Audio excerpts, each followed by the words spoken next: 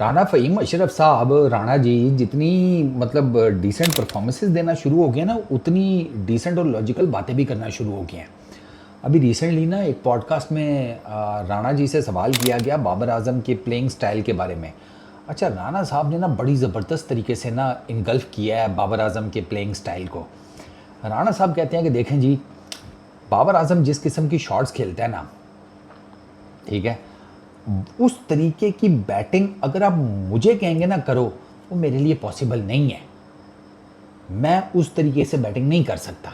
बिल्कुल इसी तरीके से अगर आप बाबर आजम से ये डिमांड करेंगे कि 6 छक्के मारो एक ओवर में, तो वो बाबर नहीं कर सकता, तो उससे डिमांड गलत है। बाबर आजम को अगर आप कहेंगे कि इनिंग्स बिल्ड करो, एंड तक लेके चलो, तो वो काम वो कर लेगा। अच्छा, आई सेकंड राणा साहब हियर।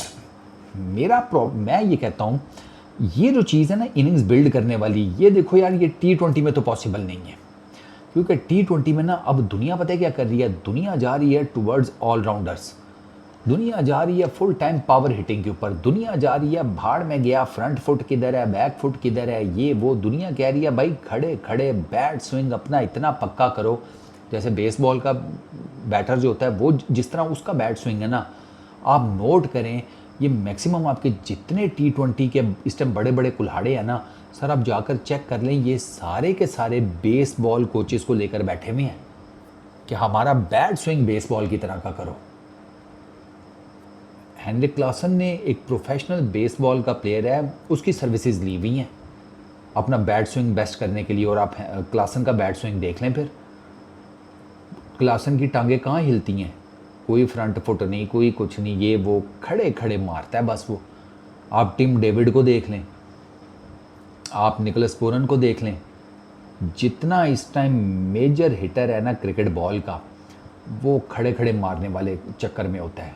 क्योंकि वो जिसे कहते हैं ना फुल फ्लेज ऑर्थोडॉक्स शॉट्स, वो अब T20 में इतनी चल नहीं पाएंगी। अब बाबर आजम के ये जो स्ट्राइक रेट का मुद्दा है ना, स्ट्राइक रेट का मुद्दा आया ही इस वजह से है क्योंकि दुनिया अब अपना स्ट्राइक रेट जो है ना, वो क्या टीम और क्या इंडिविजुअल प्लेयर, वो टारगेट करता है 200 को, कि मैंने 200 के स्ट्राइक रेट से बैटिंग करनी है। मैंने 2 गेंदें खेली हैं तो मैंने 4 करनी है, मैंने 4 गेंदें खेली हैं तो मैंने 8 करनी है, मैंने 8 गेंदें खेली हैं तो मैंने 16 करनी है, मैंने 16 गेंदें खेली हैं तो मैंने 32 करनी है। आप समझ रहे हैं, दुनिया इस तरीके से अब स्ट्राइक रेट को लेकर चलती है। इवन लीग क्रिकेट में भी, T20 इंटरनेशनल तो छोड़ो, लीग क्रिकेट के अंदर, फ्रेंचाइज लीग क्रिकेट के अंदर भी 200 का स्ट्राइक रेट जो है वो बैटर्स ने अपने जेनों में छापा हुआ है। और 200 के स्ट्राइक रेट में फिर वो ये होता है, 200 का तो नहीं अचीव करते, लेकिन उस कोशिश में ना वो चले जाते हैं 150, 60, 70, 80 तक। ठीक है, अब बाबर का ये है कि अब अभी आपको पता है बाबर आजम की किस चीज़ पे काम हो रहा है, बाबर आजम की पावर हिटिंग पे काम हो रहा है। बाबर आजम की बैटिंग की जो शॉट्स हैं उनके ऊपर काम हो रहा है। माइक हसन यही कर रहा है, अब्दुल रज़ाक यही कर रहा था।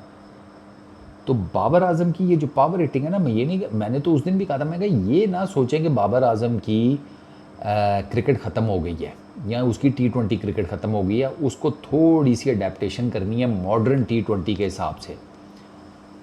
बाकी रड़े तो मिल माई है उसके लिए, बाकी वो मैनेज कर लेगा। उसको थोड़ी सी अपनी पावर हिटिंग जो है वो बेहतर करनी है।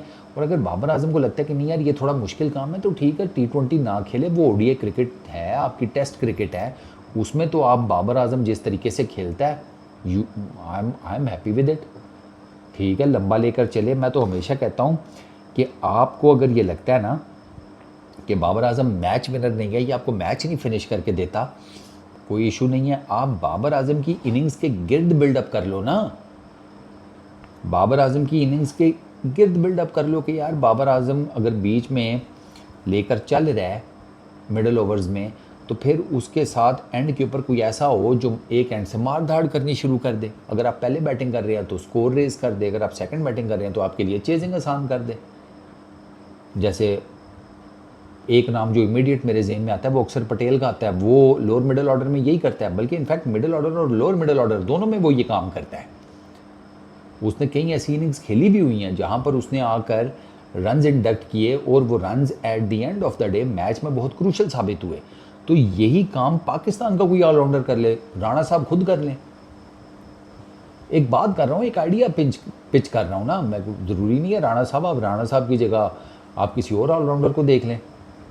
आपके पास वो अब्बास अफरीदी है, वो अच्छे लगा लेता है टोले शोले। आपके पास इवन यार वो वसीम जूनियर बड़ी ठीक ठाक बैटिंग कर लेता है। तो आपके पास लड़के तो हैं, ऐसा नहीं है कि आपके पास लड़के नहीं है, लड़के हैं आपके पास यार। तो ये चीज़ की जा सकती है ओडीआईज और टेस्ट क्रिकेट में। अच्छा, जहाँ तक है ना सिर्फ T20 की, तो बाबर आजम चूँकि टॉप ऑर्डर में खेलते हैं ना T20 के, तो उसमें फिर यू नीड के यार, क्योंकि आपको ना इनिशियल एक थ्रॉटल चाहिए होता है T20 में।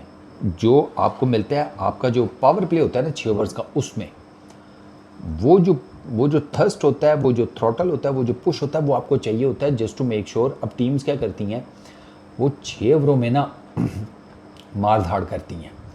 अच्छा, 6 ओवर्स के बाद वो देखते हैं कि हाँ भाई अब हमारा स्कोर क्या है और हमारी विकटें कितनी गिरी हुई हैं। स्कोर अगर उनका ज़्यादा है लेकिन उनकी थोड़ी सी विकटें भी गिर गई हैं, तो वो मिडिल ओवर्स में ना थोड़ा सा स्कोर को भी लंबा करते हैं और थोड़ी सी विकटें भी बचाते हैं जस्ट टू मेक श्योर कि डेथ ओवर्स में जाके फिर हम जो है ना दोबारा मार धाड़ करें और स्कोर हम ज़्यादा कर लें। ये टैक्टिक्स भी हैं। फिर एक टैक्टिक्स ये है कि अगर आपकी विकेट्स नहीं गिरी हुई, पावर प्ले भी तगड़ा लगाओ, मिडिल ओवर्स भी तगड़े लगाओ, एंड के ओवर भी तगड़े लगाओ। तो T20 क्रिकेट बड़ी डिफरेंट किस्म के गेम प्लान्स के साथ खेली जाती है।